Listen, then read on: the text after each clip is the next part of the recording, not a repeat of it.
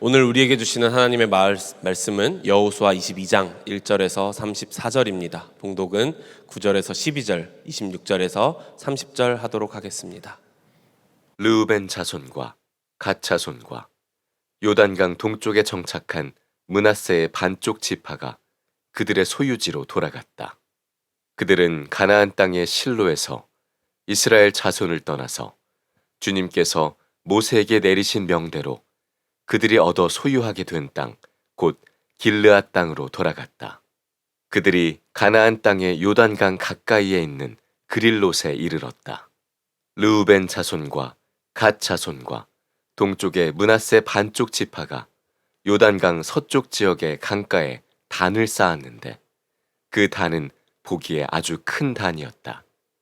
이스라엘 자손이 이 소식을 듣고 말하였다.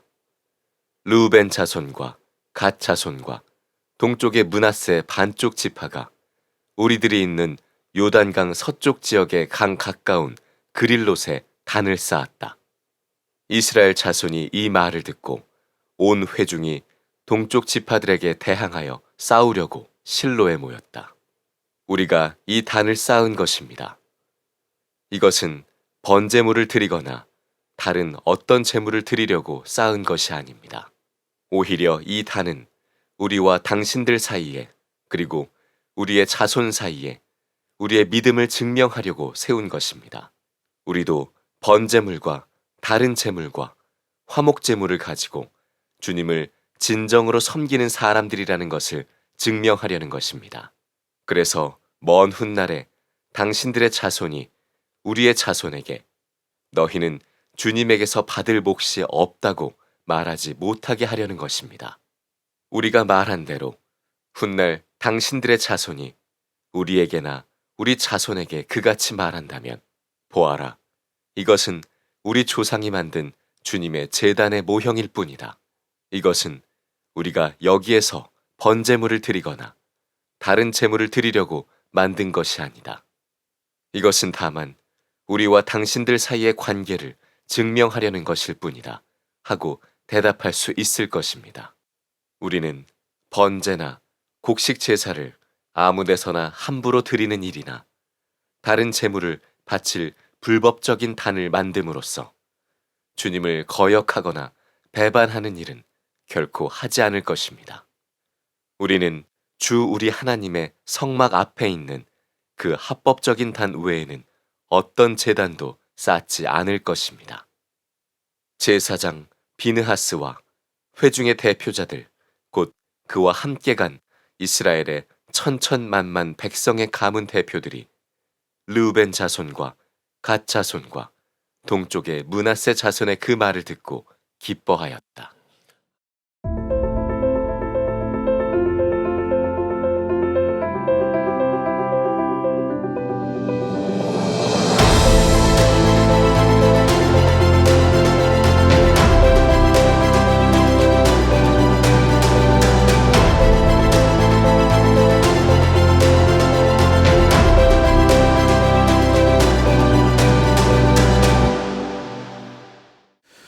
네, 오래간만에 여호수아 말씀을 우리 보게 되는데요.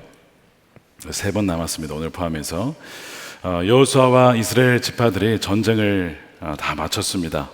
하나님께서 그의 조상에게 약속하신 그 땅을 다 주시고 사방에 평화를 주셨다, 이렇게 말씀하고 있는데요. 정말 여러분들의 삶에 평화가 있기를 진심으로 축복합니다. 평화가 오기까지 수고한 지파가 있었는데 다 같이 수고했지만 르우벤, 갓, 므낫세 반지파가 있습니다. 이들은 원래 전쟁할 필요가 없었던 지파죠. 요단강 동편에 이미 땅을 받았어요. 그런 조건이 있었습니다. 서편 땅을 넘어와서 이 정복 전쟁에 함께 참여하는 조건으로 땅을 받은 거예요. 그래서 전쟁을 할 때 늘 앞장서서 선두주자가 되어서 전쟁에 적극적으로 참여하고 그렇게 신실하게 모든 사명을 다 마치고 이제 돌아가게 되는 것입니다. 이들에게 주어진 것은 이제 평안한 안식이었어요. 그래서 여호수아가 참 수고 많았다고 그들을 칭찬하고 격려하면서 축복합니다. 그러면서 당부의 메시지를 놓지 않습니다. 뭐냐면 하나님의 명령을, 율법을 잊지 말고 철저히 지키고 하나님을 온 마음을 다해서, 그러니까 조금만, 일부만 드리는 것이 아니고 온 마음을 다해서 하나님을 섬겨야 합니다. 이렇게 당부를 하는 거예요. 이제 동편으로 넘어가면 몸이 멀어지기 때문에 또한 신앙도 식을 수 있잖아요. 그러니까 여호수아가 다시 한번 이것을 당부를 하는 겁니다. 자, 그렇게 해서 이제 요단 동편으로 넘어가려고 하는데 전투가 끝난 것이 아니었어요. 자, 이제 오늘 그것을 다룰 텐데 치열한 전투가 남아 있었습니다. 이들이 돌아가던 길에 한 사건이 발생해요. 뭐냐면 이 세 지파가 요단강 건너기 서편 쪽에서 갑자기 큰 단을 이렇게 쌓는 겁니다. 이 단이라고 하는 것은 하나님께 드리는 제사 때 필요한 건데 그걸 하나를 더 만든 거죠. 근데 이 소식을 들은 이 서편에 있었던 남아있던 이 지파들이 깜짝 놀랍니다. 그러면서 온 지파가 모여서 이 세 지파에 대항하려고 실로에 모이게 됩니다. 자, 분명히 방금 전까지만 해도 동역자였고 참 수고 많았다고 전우여 잘 가거라 막 이러면서 해놨다가 갑자기 이 단을 쌓은 것 때문에 전쟁을 하려고 하는 이 상황 여러분 이해하시겠습니까? 잘 이해가 안 되실 거예요. 제가 설명을 드릴 겁니다. 자, 한번 보세요. 공동체가 하나 되었다가 하루아침에 무너질 수 있어요. 마귀는 가정이든 교회든 어떤 공동체든 그리스도 안에 하나 된 공동체를 무너뜨리기 위해서 온갖 방법을 다 쓰기 때문에 그렇습니다. 자, 에베소서 4장 3절에 이런 말씀이 있습니다. 함께 읽겠습니다. 시작. 평안에 매는 줄로 성령이 하나 되게 하신 것을 힘써 지키라. 힘써 지키라는 것이죠. 힘써 지키지 않으면 금방 무너질 수 있다는 것입니다. 마귀는 기회만 있으면 부부 사이를 갈라놓고 성도와 성도 사이를, 또한 이 가정 안에도 부모와 자녀 사이를 막 이렇게 계속 이간질하고 아주 작은 오해를 낳게 하고 그것을 굉장히 크게 만들어서 결국에는 관계를 끊어버리게 만드는 것이 바로 이 마귀의 전략입니다. 그래서 이 하나됨이 깨지게 될 위기에 지금 처하게 된 상황이에요. 비느하스라고 하는 이 신실한 제사장이 각 지파별로 한 명씩 뽑아서 먼저 전쟁을 하기 이전에 이들을 찾아갑니다. 그래서 요단 동편의 지파들을 찾아가서 따지고 묻는 거예요. 그것이 16절입니다.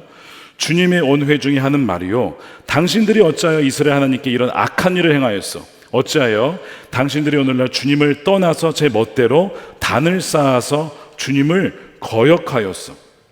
왜 이들이 화가 났냐면 율법에 의하면 이 단이라고 하는 것은 현재 정해진 곳, 즉 실로의 회막 앞에 있는 그 단에서만 예배를 드릴 수 있게 되어 있습니다. 근데 그 외에 단을 지으면 그것은 우상을 숭배하는 것으로 여겨지고 바로 그들은 백성으로부터 끊어져야 한다는 것이 율법에 있었어요.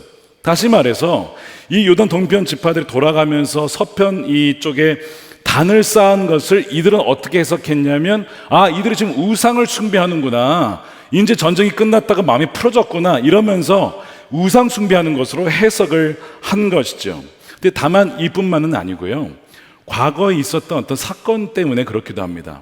어떤 사건이냐면 오래되지 않았는데 출애굽 2세대가 이제 요단 동편을 정복을 하고 요단강을 건너기 이전이죠. 그때 있었던 사건이에요. 뭐냐면 그 2세대 중에 남자들이 이 모압 여인들에게 유혹 넘어가면서 그들과 부정한 관계를 맺으면서 그뿐만 아니고 모압 여인들이 섬기는 모압의 신들, 특별히 바알 보올이라고 하는 우상에게 함께 절을 하는 그런 일이 벌어지게 됩니다. 그것이 17절에 나오죠. 우리가 바알 보올에서 지은 범죄 때문에 주님의 회중의 재앙이 내렸고 우리는 아직도 그 죄를 다 씻지 못하고 있어. 그것으로도 부족하단 말이에요. 그 바알 보올에게 절한 것 때문에 어떤 일이 벌어졌냐면 역병이 창궐해서 많은 사람이 죽어요. 그때 비느하스가 창으로 그 남녀를 찔러 죽이면서 이제 역병이 그치게 되었지만 이미 2만 4천 명이 죽은 다음이었습니다. 그러니까 지금 이들은 이런 상처와 트라우마가 있는 거예요. 바알 보올 사건 때문에 수많은 이들이 죽었는데 지금 이들이 또 우상 숭배하려는 거 아닌가? 더 큰 일이 벌어지기 이전에 우리가 이 일을 처리하자. 그래가지고 이렇게 모이게 된 것입니다.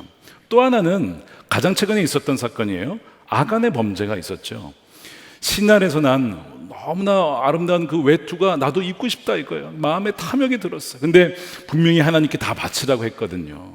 자기가 가져서는 안 될 것인데 탐욕 때문에 취했다가 그의 온 가족이 죽게 되고, 또한 그 아이성 전투에서 몇 명이 죽었어요? 36명이 죽었잖아요. 그러니까 지금 이 두 사건이 있었기 때문에 지금 이와 비슷한 사건이 또 벌어질까 봐 이 서편에 있는 지파들은 굉장히 지금 염려하고 있는 것이죠. 그러나 사실 이 제사장 이 비느하스를 비롯해서 이 서편 지파들의 반응은 사실 필요한 것들이었습니다. 말씀드린 대로 공동체 안에, 믿음의 공동체 안에 세속성이 침투할 수 있기 때문에 소위 영적인 방역을 하는 거예요. 바이러스가 침투해서 많은 이들을 죽이면 어떡하냐, 하나님을 부인하면 어떡하냐, 하나님을 떠나면 어떡하냐, 하나님 마음을 식으면 어떡하냐. 그래서 이 비느하스는 그런 일이 있어서는 안 된다라고 하면서 노심초사하면서 지금 이런 일을 하고 있는 것이죠. 그러니까 그리고 두려움이 꼭 나쁜 것만은 아니라 굉장히 건설적인 두려움이 있어요. 우리가 음식을 먹을 때에도 이거 상한 거 아니야? 이렇게 보잖아요. 그러니까 이런 것들이 우리 몸을 지키고 공동체를 지키는 어떤 두려움이 있습니다. 그런 면에서 이 비느하스를 비롯한 이 사람들은 어떤 공동체의 건강성과 순수함을 지키기 위한 노력을 하고 있는 거죠. 너무 귀한 거예요. 교회에도 그런 분들이 있지 않습니까? 우리 가정을 지키기 위해, 또 속회를 지키기 위해, 우리 어떤 팀 사역을 지키기 위해, 교회를 지키기, 참 많은 그 걱정, 근심을 다 본인들이 지고 그렇게 하시는 분들이 있어요. 있단 말이에요. 그런 분들이 다 모든 자기 걱정은 다 자기가 지고 있어요. 근데 그게 왜 그러냐면 이런 일이 벌어질까 봐 하는 거예요. 그런데 아무리 누군가가 옳다고 해도요, 이게 맞잖아 라고 하면서 옳음을 주장하다가 공동체가 분열이 된다면 거기서 멈춰야 됩니다. 그러니까 옳고 그름, 어떤 거짓과 진리, 정말 하나님의 신실함과 성실하지 못함, 이런 것들을 분별하는 것이 너무 중요하고 그것이 교회의 건강을 지키는 것이기도 하지만 한편으로 그 옳고 그름 때문에 교회는 완전히 갈라질 수 있습니다. 그게 양날의 검이에요. 옳고 그름은 건강하기도 하지만 그 칼 같은 거예요. 사람을 죽일 수도 있고요, 메스로 사람을 살릴 수도 있는 겁니다. 근데 이 옳고 그름을 인하여서 공동체가 갈라지고 분열이 되고 있다면 이건 지금 내가 칼을 휘두르고 있는 거구나 라고 알고 거기서 스탑을 해야 된다는 겁니다. 왜냐하면 성령의 열매와 대비되는 육신의 열매들이 있어요. 그 육신의 열매들의 주된 열매가 뭐냐면 다 분열과 관련되어 있습니다. 갈라디아서 5장 20절 말씀 우리 함께 읽어보겠습니다. 시작. 시기와 분냄과 분쟁과 분열과 파단과. 자, 이 자막을 잘 보세요. 저기에 지금 보시면 무려 7가지 정도가 다 뭐와 관련되어 있습니까? 갈라지고 원수 맺고 싸우고 분내고 분쟁하고, 이런 속성들은 육신의 열매, 즉 성령이 그의 안에 거하지 않는 자의 대표적인 특성이라는 거예요. 그러니까 우리가 한번 돌아보세요. 나는 화합하게 하는 사람이냐, 아니면 나는 갈라놓게 하는 사람이냐. 그 왜 갈라놓게 하느냐? 내 안에 성령이 계시지 않아서 그럴 수 있다는 겁니다. 믿지 않는 이들은 더더욱 그럴 수 있어요. 내가 믿는다고는 하지만 나는 왜 이렇게 갈라놓는 데 은사가 있을까? 이거 은사 아닙니다. 그거 육신의 열매, 육신의 열매. 이 공동체를 분열시키는 건 좀 심각한 죄거든요. 고린도전서에 보면 하나님의 성전을 파괴하지 말라라는 말씀이 나옵니다. 자, 3장 17절에요. 누구든지 하나님의 성전을 파괴하면 하나님께서도 그 사람을 멸하실 것입니다 라고 해요. 근데 여기서 이 성전은 이 건물 예배당을 말하는 게 아니고요, 하나님의 사람들을 말해요. 그러니까 너희가 하나님의 성전입니다라고 해서 사람들인데, 그럼 사람들을 파괴한다, 이게 무슨 말일까요? 사람들을 분열시키는 거예요. 파당을 짓는 겁니다. 원수 맺는 겁니다. 누군가가 이런 일을 주도하게 되면 그것이 성전을 파괴하는 것인데, 그러면 하나님이 어떻게 하신다고요? 그 사람을 멸하신다니까요. 여러분, 이것을 가벼이 듣지 마시기 바랍니다. 왜 하나님께서 이렇게까지 말씀을 하실까? 주의 몸된 공동체를 하나 되게 하고 그걸 지키는 것이 하나님께서 너무나 기뻐하시는 일인데, 그걸 분열시키는 것은 그 마귀의 일이라는 것이죠. 자, 왜 이런 어떤 분열이 일어날까요? 그 이유가 여러 가지가 있지만 이 고린도전서에 의하면 자신의 지혜가 옳다라고 계속 고집하기 때문에 그래요. 그 다음 구절에 이렇게 지적을 합니다. 18절이에요. 여러분 가운데 누구든지 이 세상에서 지혜 있는 사람이라고 스스로 생각하거든 정말로 지혜 있는 사람이 되기 위해 어리석은 사람이 되어야 합니다. 이 말씀이 무슨 말인지 이해하시겠습니까? 스스로 지혜 있다라고 여기는 그 사람, 내 말이 다 맞아, 넌 틀렸어, 이것이 공동체를 무너뜨려요. 그러니까 겸손이 아니라 내가 다 알아, 나만이 옳아 라고 하는 그 자만심이 공동체를 무너뜨리는 겁니다. 자, 이것을 그대로 이 서편 이스라엘이 지금 이제 칼을 들고 나온 이 백성들에게 한번 적용을 해봅시다. 지금 서편에 있는 지파들의 이 상황은 이해가 되죠. 아, 과거에 그런 사건이 있었는데 또 이렇게 돼도 우리 죽는 거 아니야? 충분히 이해해야 됩니다, 이분들의 걱정을. 그런데 이들이 지금 칼을 들고 전쟁을 불사할 만큼 그렇게 한 그 판단이 과연 옳았냐 하는 겁니다. 이들은요 확신하고 있어요. 아, 단을 쌓았어, 우상숭배하는 거네, 뭐 보나 마나지, 척 보면 알지, 야 다 쓸어버리자, 이렇게 되는 거거든요. 그런데 이들은 틀렸습니다. 오판이고 완전한 오해였던 거예요. 이들이 단을 세운 것은, 요단 이 동편 세 지파들이 단을 세운 것은 우상 숭배를 위한 것이 아니었어요. 주님을 반역하려는 것도 아니었습니다. 그럼에도 불구하고 지금 이 서편의 사람들은 그냥 그걸 딱 보고 아, 우상 숭배라고 확신한 것이죠. 그러니까 우리가 확신할 때에 두려워할 수 있어야 돼요. 여러분, 어떻게 사람이 확신할 수 있을까요? 그러니까 이들은 너무나 확신해서 누구를, 형제를 죽이려고 하는 거예요. 대항하려 싸우려고 하는 것이거든요. 지혜롭지 못한 것입니다. 그러니까 우리가 가정이나 공동체나 관계 속에서 어떤 실수를 하냐면 섣부른 판단을 내립니다. 신속한 결론을 내려요. 아, 이거 보니까 이런 거구나.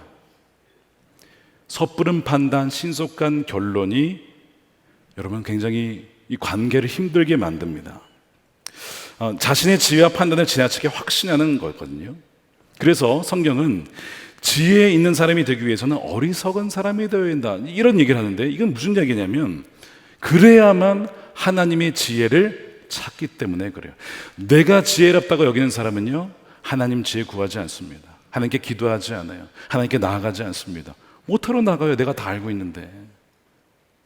근데 어리석다, 나는 잘 모릅니다, 나는 주님께서 인도하시면 안 됩니다 라고 하는 사람은 후히 주시고 꾸짖지 아니하시는 하나님께 지혜를 구하죠. 그래서 솔로몬이 지혜를 받은 거잖아요. 하나님, 제가 이 백성들을 섬기기에 너무나 부족합니다. 저는 어떻게 판결해야 할지 모르겠습니다. 어리석다는 거예요. 그러니까 하나님이 지혜를 주어주셨어요. 바로 그거예요. 내가 어리석다고 여기면 하나님께 지혜를 구하고, 또 하나, 사람들의 말에 귀를 기울이는 거예요. 이 결정이 내가 옳다라고 생각하지만 내가 틀릴 수도 있어.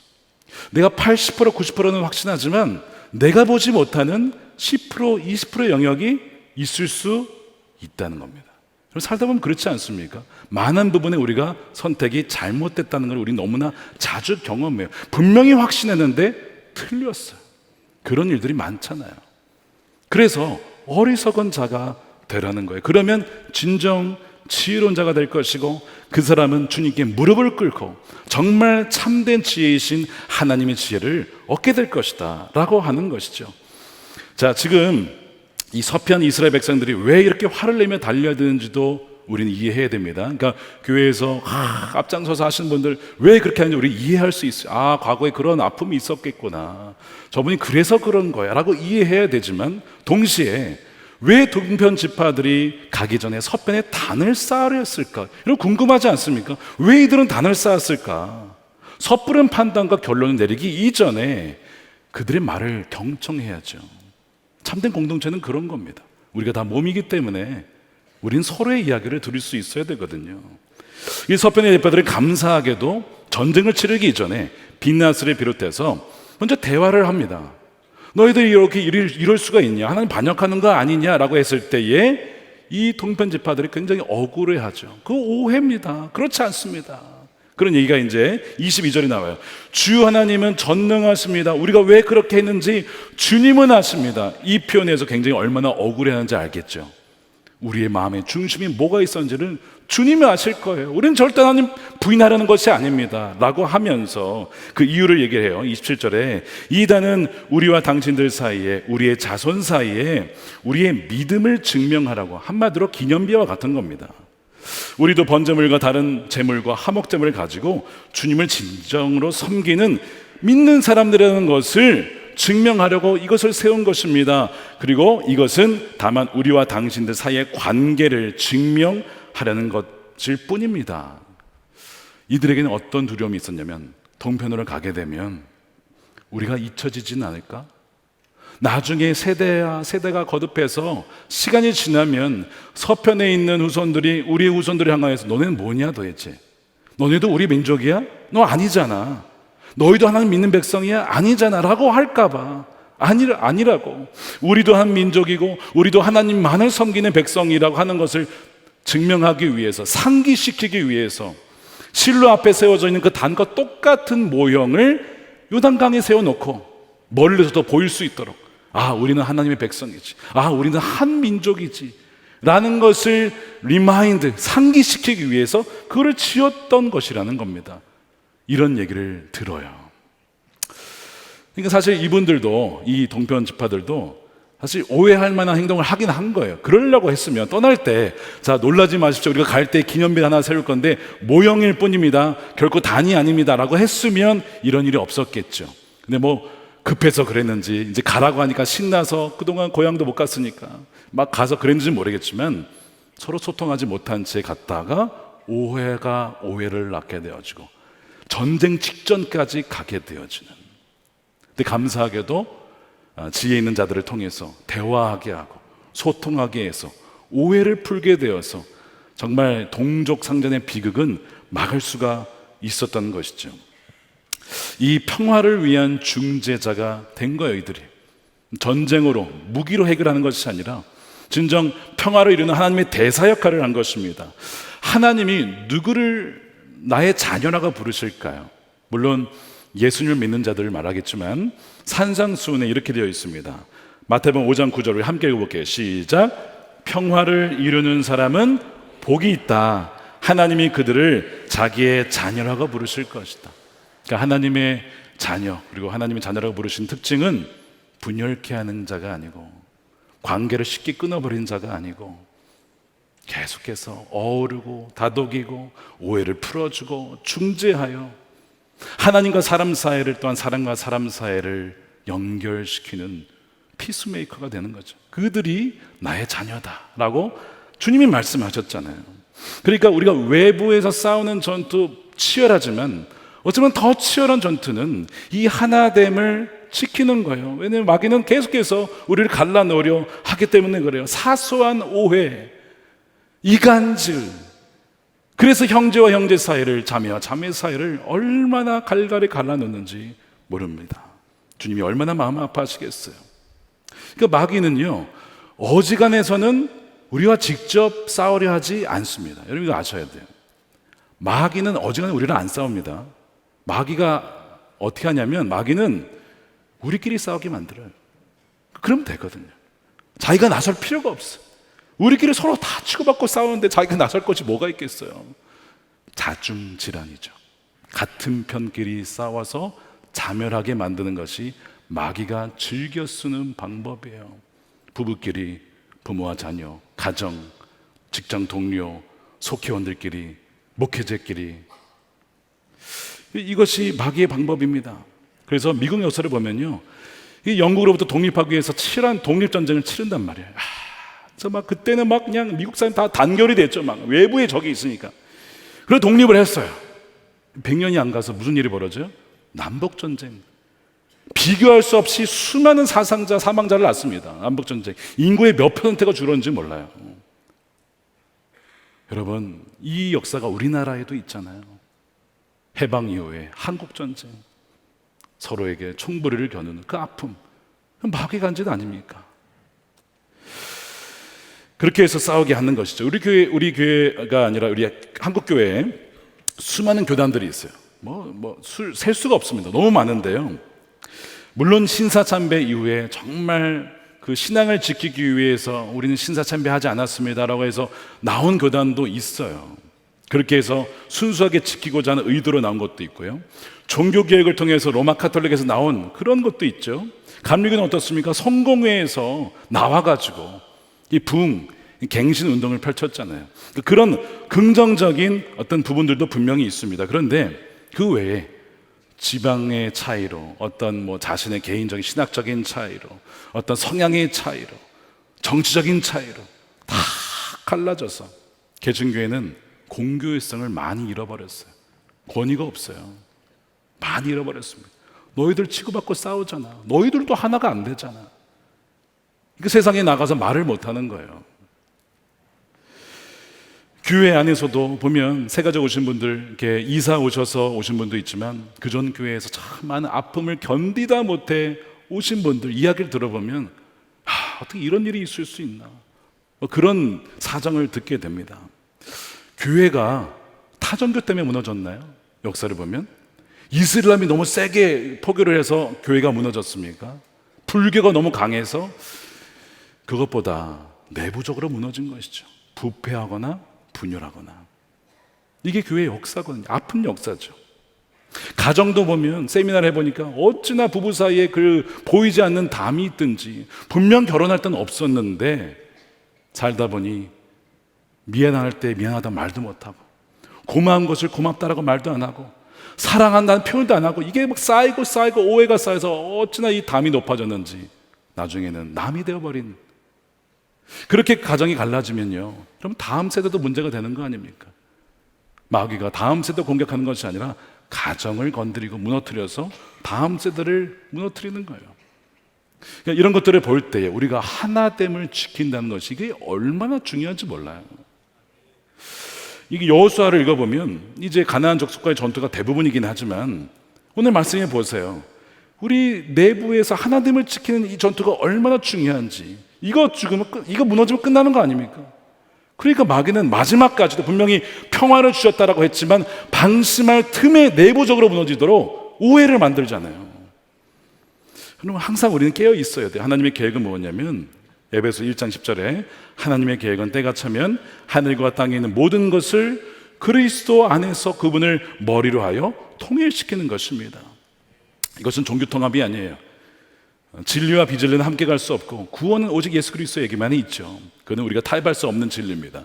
그런데 그리스도 안에라는 조건 안에서 정말 주님을 믿고 주님 안에 거하는 자들은 여러 가지 차이가 있어도 하나 되게 하는 것이 하나님의 뜻이라는 거예요. 반대로 마귀의 계획은 나누고 쪼개고 분리시키고, 이것이 마귀의 계획입니다. 예수님의 기도 기억나시죠? 제자들이 서로 막 누가 크네 누가 작으네 너보다 내가 낫네 이럴 때에 어떻게 기도하셨습니까? 요한복음 17장에 그들도 하나가 되어서 우리 안에 있게 해주십시오. 그들도 하나가 되게 하라는 것입니다. 또한 그들이 완전히 하나가 되게 하라는 것입니다. 눈물을 흘리며 피땀을 흘리며 예수님이 기도하셨다고요. 제자들이 너무 싸우니까. 지금도 우리를 보면서 예수님이 그렇게 눈물로 기도하고 있지는 않을까요? 우리의 가정의 모습을 보면서 그렇게 눈물로 중보하고 계시지는 않겠습니까? 어떻게 우리가 하나가 될 수 있는가? 우리는 하나 되게 할 수 없어요. 근데 에베소 4장 3절에 보니까 성령이 하나 되게 하시더라고요. 성령이 하나 되게 하셨더라고요. 우리의 역할은 뭐냐면 그것을 힘써 지키는 거예요. 힘써 지킨다는 것입니다. 여러분 대충 되는 게 아닙니다. 이것은 관심을 가지고 생활의 주된 우선순위가 되어야 이걸 지킬 수가 있는 거예요. 가정을 지키고 교회 하나됨을 지키는 것입니다. 그런데 그 앞절에 하나됨을 지키기 위한 세 가지 중요한 자세가 있다. 이거는 성령의 열매면서 예수님의 성품인데 뭐냐면 에베소 4장 2절에 모든 겸손과 온유로 하고 오래 참음으로 사랑 가운데 용납하라. 겸손과 온유와 오래 참음을 말하고 있어요. 여러분 겸손은 자신의 재능이나 힘을 높게 보지 않고 낮게 보는 것입니다. 그래서 내가 항상 틀릴 수 있다라고 여기는 거예요. 저도 담임자지만 제가 틀릴 수 있다는 여지를 남겨둡니다. 그래서 동역자들 이야기도 듣고 장로님들의 이야기도 듣고 내가 틀릴 수 있다. 여러분 그게 겸손의 마음이거든요. 그러니까 이 서편 지파들에게 겸손이 있었다면 쉽게 칼을 들었을까요? 우리가 오판했을지도 몰라. 우리가 오해하고 있는 것일지도 몰라. 그들이 그럴 리가 없잖아. 겸손의 마음이 있으면 섣부른 판단을 하지 않습니다. 근데 여기에 모든 겸손이라고 되어 있어요. 그는 단지 주일만이 아니라 평일에도, 단지 교회만이 아니라 집에서도, 가정에서도, 직장에서도 누구를 만나든지 모든 겸손으로 하라. 여러분, 이것이 있으면 대부분의 분열의 뿌리는요, 씨앗은 다 그냥 제거가 됩니다. 근데 우리가 겸손하지 못하고 아까 뭐예요? 자만해서 내가 옳다 이거예요. 그걸 주장하게 되면 결국 싸우게 되는 것이죠. 온유는 타인을 거칠게 대하지 않는 거예요. 타인을 대할 때에 힘과 폭력을 배제하고 그 사람의 마음의 깊은 곳까지 헤아리고 공감하고 긍휼히 여기는 자세입니다. 그래서 온유한 자는 하나님께서 모든 것을 다스리고 계시기 때문에, 그분을 신뢰하기 때문에 섣불리 화를 내거나 그렇지 않아요. 그래서 이 비나스를 비롯한 대표들이 잘한 건 뭐냐면, 전쟁을 치르기 이전에 그들의 마음을 한번 무슨 의도로 그랬는지 한번 들어보자, 이런 마음이 있었기 때문에 파국을 막을 수 있었던 것이죠. 세 번째, 오래 참음이에요. 오래 참음은 타인이 잘못했더라도 참고 용납하는 거예요. 쉽게 질책하지 않는 태도입니다. 왜냐하면 우리 모두 미숙해요. 우린 모두 예수님 안에서 여전히 자라가고 있어요. 우리는 여전히 지금 공사 중이에요. 아직 완성되지 않았어요. 그렇기 때문에 불편한 것이 너무 많아요. 그렇기 때문에 서로 오래 참아주는 것입니다. 빌리 그레함 목사님 돌아가셨지만 그 사모님이신 루스 그레함 사모님께 어떤 분이 이런 질문을 했대요. 목사님과 살면서 이혼을 해야겠다고 결심한 적 없었습니까? 그랬더니 사모님이 그러시더래요. 자기는 이혼을 생각해 본 적이 없대요. 그런데 죽이고 싶은 적은 있었대요. 이게 뭐 집에 들어와야지 말이지, 그냥 맨날 전도여행 간다고 그냥 나라도 있으니까 뭐 남편의 역할을 하나, 뭐 아버지 역할을 하나, 막 이놈을 죽이려. 그때마다 참고 주의 나라를 위해 사는 거니까 남편 대신에 베개에 껴안고 자고 숱한 세월을 그렇게 하셨대요. 근데 이 사모님의 이 묘비에 이렇게 적혀 있다는 겁니다. 공사 끝, 그동안의 인내에 감사드립니다. 나 때문에 불편한 사람들이 얼마나 많았겠습니까? 나의 오만함과 자만함과 나의 이런 태도나 표정, 뭐 여러 가지 행동 때문에 얼마나 많은 사람이 마치 공사 중에 있으면 돌아가야 되고 불편하잖아요. 이제 끝났다 이거야. 이제는 주님 안에 안겼기 때문에 이제는 참아주셔서 감사합니다. 돌아보면요, 주님이 우리를 얼마나 참으셨습니까? 주님이 만약에 인내하지 않으시고 참지 않으셨으면, 자 이제 오늘 숨 그만 쉬자 이제 이렇게 했으면 우리는 벌써 죽었을 거예요.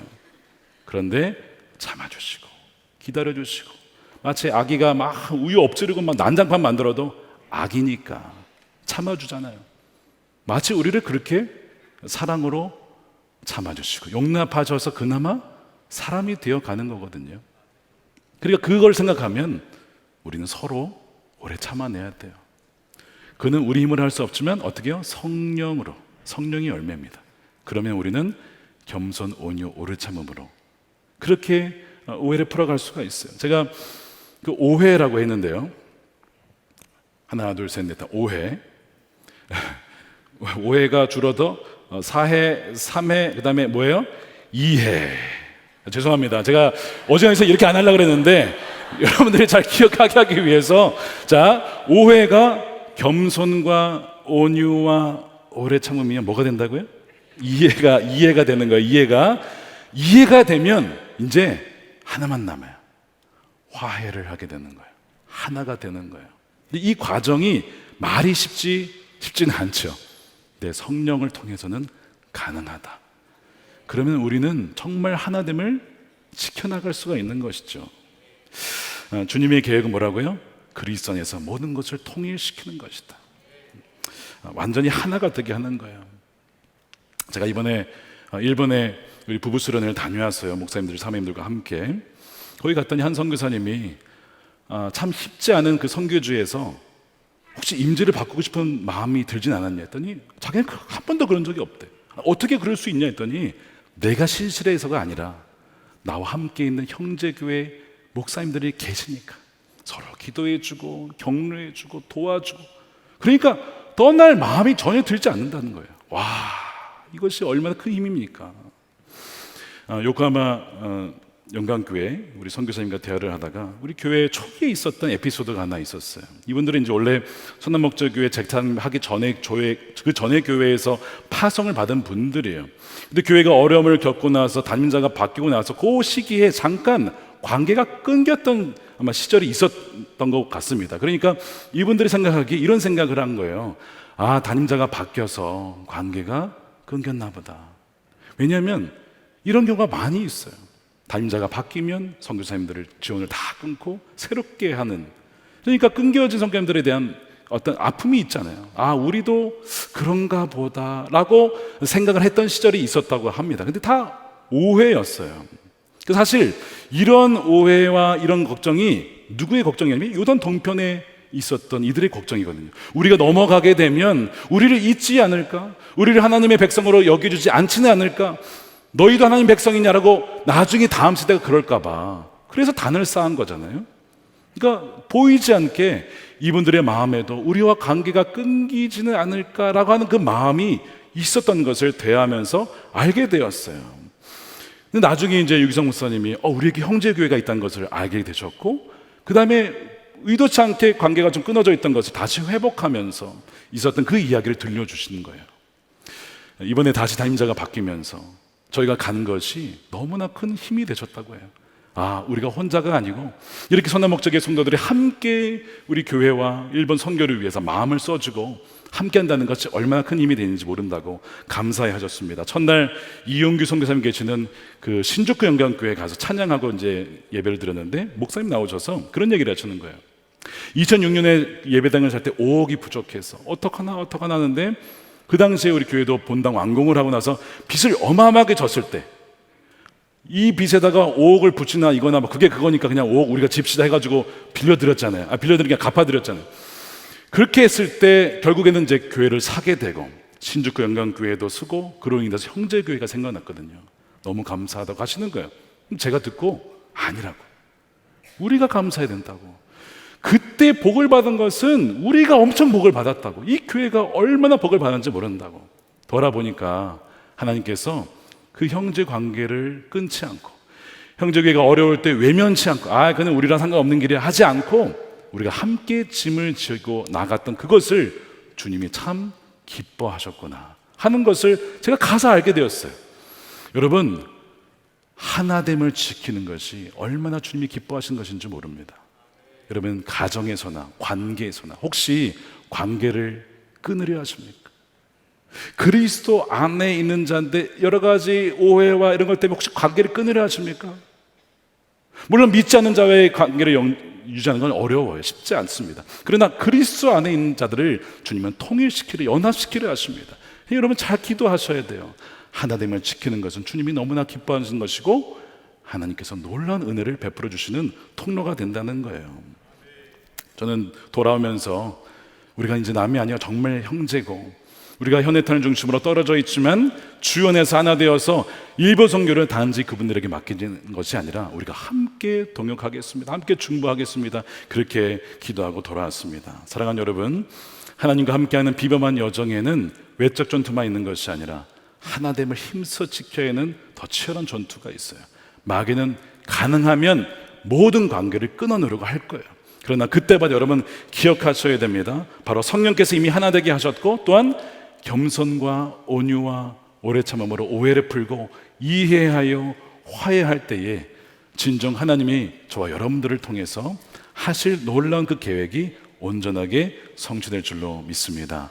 우리 그 믿음 가지고 우리 함께 기도하겠습니다. 오늘 우리 성찬주일인데요, 우리 함께 회개했으면 좋겠습니다. 쉽게 관계를 끊으려 하고 오해를 풀고자 하는 수고를 하지 않으려 했고, 그것보다는 그냥 끊어버리면 되지, 등 돌리면 되지 라고 했던 우리의 성급한 마음과 완고한 마음을 이 시간 고백하니 주님 용서하여 주시옵소서. 우리 성찬을 받을 때 주님 우리와 함께함을 다시 한번 믿고 고백하는 은혜의 시간이 되게 해달라고 우리 성찬 기도하면서 준비하도록 하겠습니다.